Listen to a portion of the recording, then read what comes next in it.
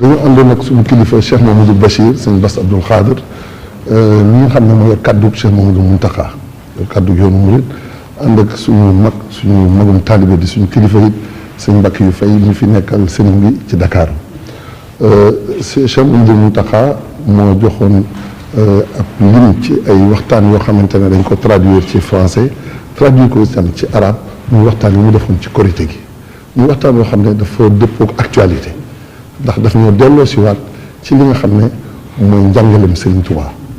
ndax ñun ginnaaw dañoo wax ne dañoo topp ci ginnaaw Serigne Touba foofu nga xam nan la ñu toppee ci moom Serigne Touba bu ñu topp ci moom dañuy xam ne ñaari tur rek la nangu woon mu doon aw turam mooy Abdullahi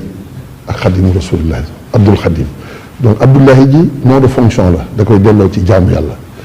Xadimu Rasulillahi tamit nom de fonction la bu koy delloo ci ne il travaille sur le champ apostolique du prophète Muhammad sallallahu alayhi wa sallam liggéey boobu nag mooy jaamu yàlla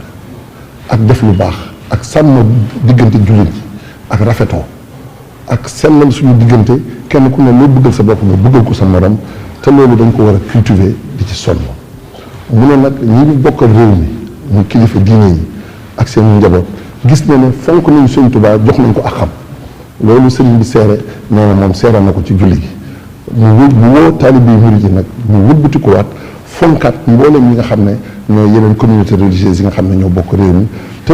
dañu mel nii rek ñu bokk ndey ak baay ni ko Cheikh Abdoul Ahad mu baax ma daan wax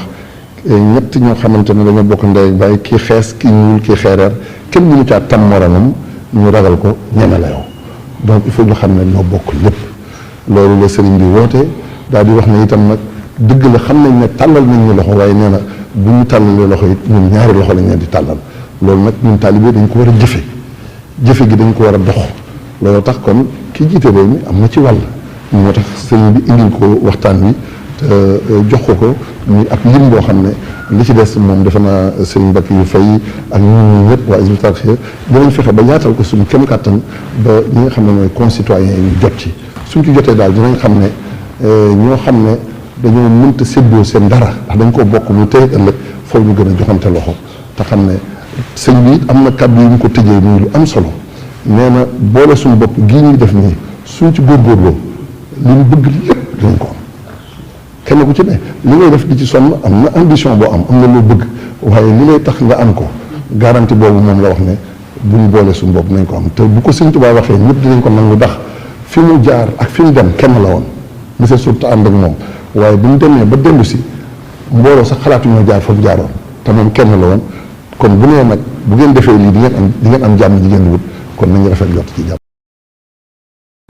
dal leen ak jàmm ci seen chaîne bii di ANR TV ngir mënti am suñuy vidéo fu ngeen mënti nekk dangay abonné te bës cloche de notification bi ngir am suñu yeneeni vidéo yu ñëwagul jërë ngeen jëf.